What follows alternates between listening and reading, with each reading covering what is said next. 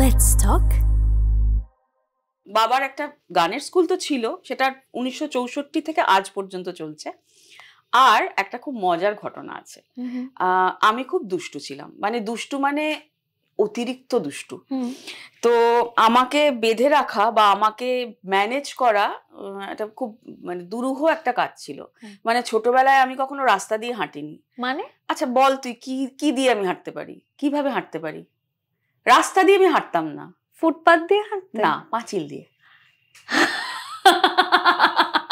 আমি এপাড়া থেকে ওপাড়া যেতাম পাঁচিল দিয়ে। হ্যাঁ, আগে আমি এমনও হয়েছে একটা বাড়ির ছাদ থেকে লাফ দিয়ে আরেকটা বাড়ির ছাদ, মানে আমি জাস্ট ভাবতেই পারি না এখন আমি কি করে করতাম।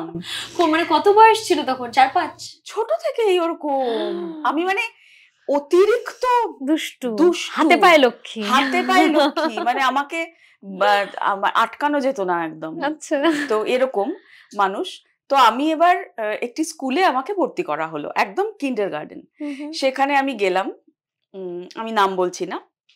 সেখানে সারাদিন রাখা হতো বাচ্চাদের, দুপুরবেলা ঘুম পাড়াতো। সেই ঘুমে আমার বিরাট আপত্তি, কেন আমি ঘুমোবো দুপুরবেলা। এবার ওখানে সন্ন্যাসী মায়েরা তারা আমার পিছন পিছন ছুটে বেড়াতো আমাকে ঘুম পাড়ানোর জন্য। তাদের সারা দুপুর আমি ছোটাতাম, এবং যখন ঘুম পাড়াতো তখন আমি চোখ পিটপিট পিটপিট করে একটু ঘুমোতাম না। কখন ঘন্টাটা বাজবে আমি উঠে খেলতে যাব বা পরবর্তী যে স্টেপ সেটা।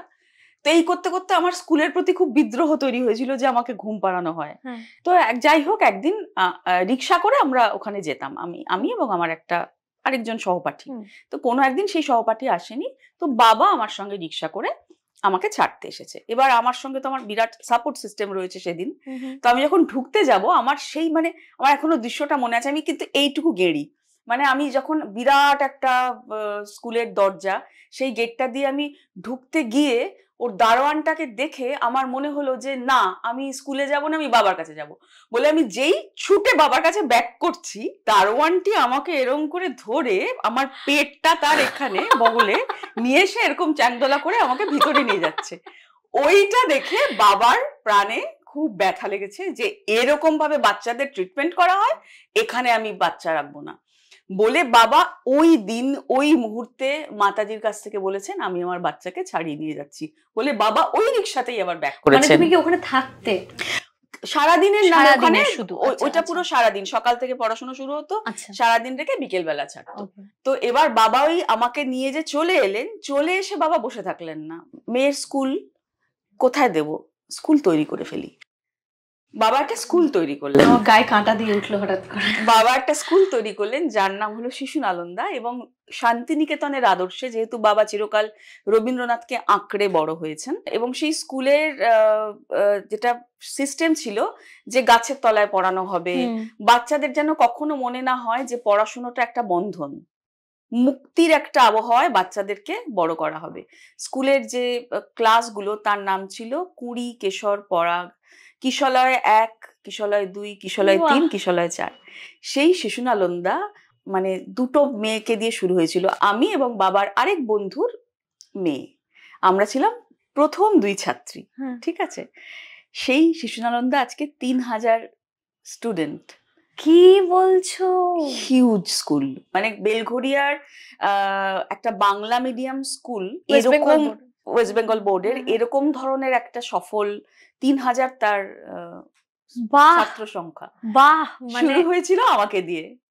এবং বাবা সেখানে সব তার অ্যানথেমটা যেটা সকালবেলার যে প্রেয়ার, সেটা এমনি কোনো প্রেয়ার না, সেটা হচ্ছে আমরা কুড়ি, আমরা কেশর, আমরা পরাগ ভাই, মৌমাছি আর প্রজাপতির বন্ধু হতে চাই, কিশলয়ে পূর্ণ আমরা, তাই রে নাই রে নাই, তাই রে নাই রে নাই, নানা তাই রে নাই রে নাই, সূর্যে আছে 7টা রং আমরা জেনে নেব, যাদের নিজের নেই কো আলো আমরা আলো দেব, সূর্য হব আমরা সবাই, আঁধার হব না, তাই রে নাই রে নাই, নানা তাই রে নাই রে নাই, চলবো সোজা বসবো সোজা, খাবো ক্ষীরের মালাই গজা, চলবো সোজা বসবো সোজা, খাবো ক্ষীরের মালাই গজা, আঁকা বাঁকা পথের খবর রাখবো না, আমরা সবুজ আমরা অবুজ কিছুই জানি না, তোমরা এখন বড়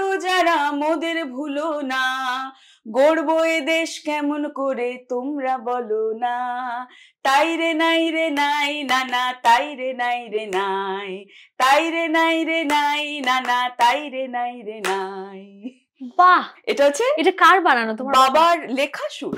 ও মা, এবং এটাই কি স্কুলের সুন্দর। যত গান, স্কুলের যে মানে দিনলিপি যেটা, তার যত গান সব বাবার লেখা। কি সুন্দর, মানে এটা এটা জানতামই না, এটা অদ্ভুত। আমরা কি বলবো বুঝতে পারছি না। এবং মানে বাবা সেই স্কুলের যে ড্রেস, সেই ড্রেস ডিজাইন বাবার মা মিলে কি তার মানে কম্বিনেশন হবে, হ্যাঁ, খুব সুন্দর একটা কম্বিনেশন ছিল। সেটা হচ্ছে এই রবীন্দ্র রচনাবলীর যে রংটা থাকে আর কি, হ্যাঁ। সেইটা হচ্ছে তোর উপরের জামাটা আর নিচটা হচ্ছে সাদা একটা পায়জামা।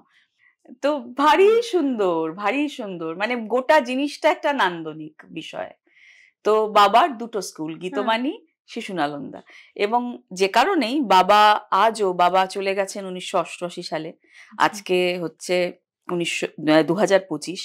এতদিন ধরে বাবা কিন্তু বাবার কাজের মাধ্যমে আজও বেঁচে, এবং ভীষণ বেশি রকম ভাবে বেলঘরিয়ার সব মানুষ যারা সারা পৃথিবীতে ছড়িয়ে পড়েছে, শিশু নালন্দার এই গান, শিশু নালন্দার বাচ্চারা, গীতবাণীর ছেলে মেয়েরা, তারা সবাই কিন্তু এই বাবার আদর্শে অনুপ্রাণিত।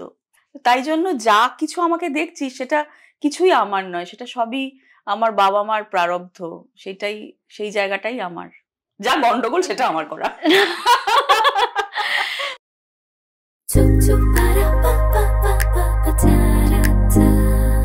Let's talk.